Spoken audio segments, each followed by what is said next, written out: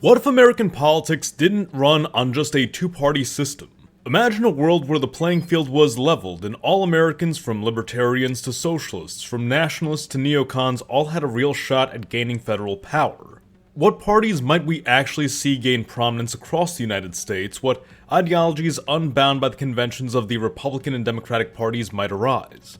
Let's take a look at the political landscape of the United States from state to state and coast to coast. While it might be easy from the outside looking in to simplify American politics as a clean cut between Republicans on one side and Democrats on the other, the political spectrum of the United States is far more diverse than two simple schools of thought. For all of the critique of the United States and its two-party system, there is a unique beauty to it, in that it effectively cuts out a middleman and opens the door to longer-lasting ideological consistency across time. What do I mean by that? Well, we could talk about the various factions of the Republican and Democratic parties, which we have in these videos here, but to keep things simple, the Democrats and Republicans don't necessarily push out every other political ideology from influence, but rather drive a majority of them into coalitions, the red team and the blue team. Neocons, America Firsters, old writers, and paleocons are all Republicans generally, but within the Republican Party, you'd be hard-pressed to hear anyone say these types of Republicans are ideologically identical. Likewise, progressives, neoliberals, social liberals, and labor Democrats all have their own distinctions from one another. While in another world, many of these factions would go on to have their own distinct parties, the realities of democracy show us what happens with systems like this: coalitions. Look at Germany, the Netherlands, Israel, the Nordic countries with their multi-party systems, and what happens? Coalitions. Germany has its Grand Coalition and Traffic Light Coalition. Israel has its right-wing coalition and its left-wing coalition. Sweden, its Red-Green Bloc and its Center-Right Alliance. Coalitions like these are effectively what the United States two-party system provides. However, the coalition system, while more fluid, also hinders consistent policy making and government stability. It is also far more transparent in reflecting the size, influence, and values of the factions which comprise them. Something which, unfortunately, the United States lacks, but which hopefully we can help shed some light on with this video.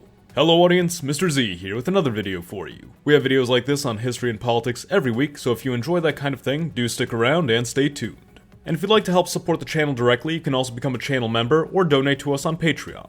Something that's going to become very apparent is that ideological concentration, that is, pockets where one ideology is very, very powerful, is very regional in the United States.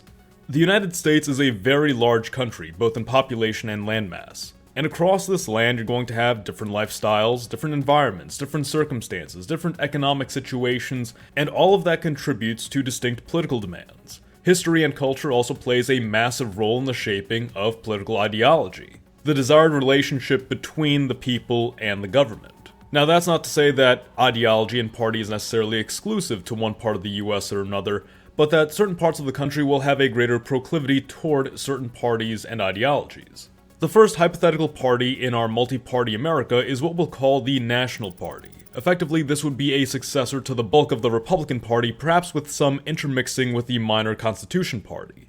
It would stand on socially conservative, Christian, though predominantly low-church evangelical Protestant values.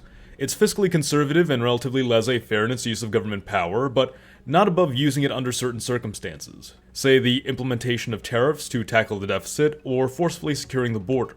Having its base of influence primarily in the southeastern states, the tradition of Jacksonian governance, that is of relatively decentralized governance, ensuring that local and state policy making holds supremacy over federal regulation, but with the key exception that the executive retains significant power to make sweeping decisions for the national good. In essence, it places state government at the heart of regular legislating, and the federal Congress takes a bit of a back seat, while the president holds a more active role in federal problem solving.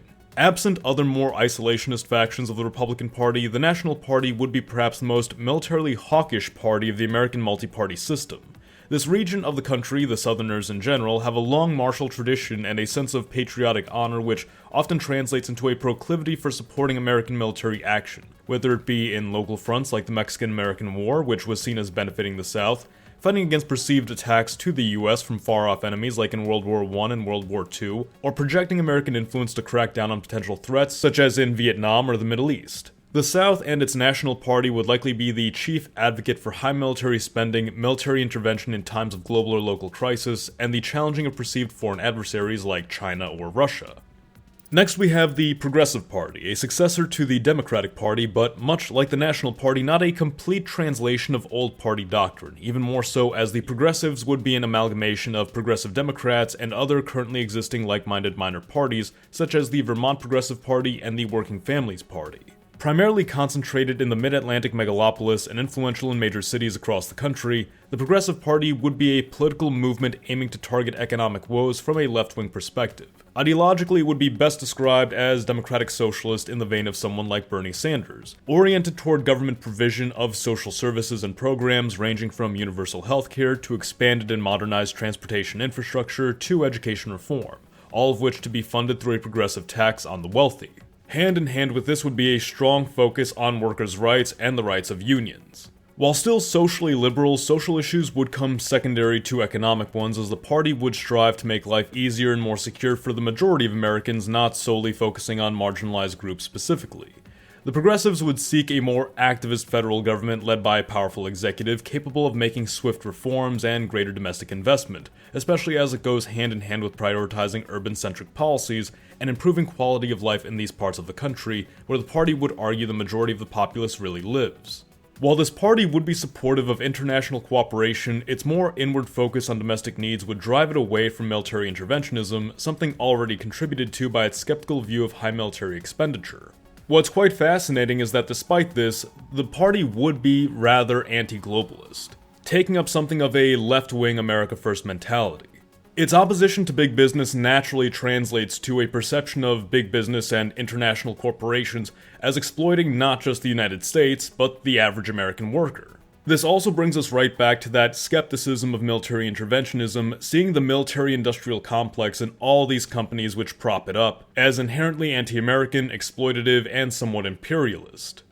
Now, with its base of support on the West Coast, the Liberal Party would be another offshoot of the Democrats whose remnants would amalgamate with the Green Party to forge a platform built on social justice, liberal values, environmentalism, and democratic ideals. Less strongman and collectivist than their progressive counterparts, the Liberal Party would hoist a greater emphasis on legislative supremacy over the executive branch in shaping the law of the land, holding firmly to a tradition that we might call Whiggish, that the elected representatives of Congress are closer to understanding the needs of the people than the president, and that the legislature has an obligation to hold that president accountable to the people.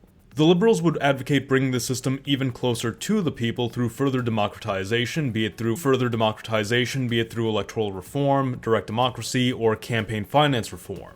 Economically, the Liberals are less stalwart on federal spending than the Progressives and more supportive of free market capitalist economics, but nevertheless strong believers in a light welfare state to provide for those in need.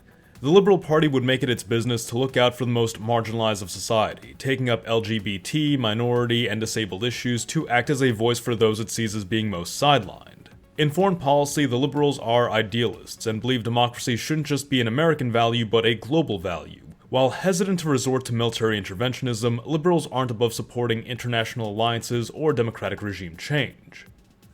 Christian democracy is an ideology which appears relatively frequently in multi-party systems as something of an alternative to the traditional left-right dichotomy. Deriving from predominantly but not exclusively Catholic thought, Christian democracy often touts value for the sanctity of life, robust social safety nets to protect those most vulnerable, traditional family values, and an overall sense of social justice. In the United States, there is the minor American Solidarity Party, which holds itself to be a Christian democratic movement, but in a multi-party system, it could fully evolve into a major Christian democratic party. Drawing from the ASP's own stances on politics, this party would be firmly non-interventionist and only support war in an absolute matter of self-defense, and would seek to aid resolving foreign conflicts through mediation and diplomacy. Hand in hand with its unwavering stance on the sanctity of life, they are anti-abortion, anti-death penalty, and anti-euthanasia. They stand on the principle that the most crucial unit of any nation is the family, which is based on a union between one man and one woman. They sternly oppose discrimination based on religion, race, ethnicity, sex, and disability. They support a plan for universal healthcare to provide for the common good. They believe in cracking down on political and corporate corruption through election reform and workplace democratization, the list goes on. The politics of the Christian Democrats may appear unconventional to some Americans, but it's clear the niche and base of power such a group would have. Working class Americans disaffected with the left-right dynamic, not averse to using government power, not necessarily aggressively conservative, but also not exactly liberal, and of course, likely having a Catholic background. Despite the ASP's current stronghold landing in the Midwest, it might be expected that the Christian Democrats in a multi-party system would come to hold dominance in the Southwest, the anti-discrimination but traditional family values of the party gaining great influence among the Hispanic Americans who as recent immigrants hold closely to these elements of their background. And certainly the more interventionist stance and support for certain welfare policies like universal health care would appeal to this demographic who does hold dominance in many of these southwestern states, as opposed to the Midwest, which are more diverse in their background and likely have a tendency toward more individualistic policies rather than collectivist policies. Let's take a quick intermission right here. If you've enjoyed the content so far, I'd like to invite you to subscribe to the channel. We have history and politics content like this every single week, and we're aiming to reach 300,000 subscribers by the end of the summer, so every little bit helps. Alright, let's get back to the video. With its stronghold in the interior West, we find the Liberty Party, an amalgamation of libertarians, Republican remnants, and perhaps even some small government Democrats. The Liberty Party, as you might imagine, places tremendous importance on the value of personal liberty and minimizing the role of government in the lives of citizens.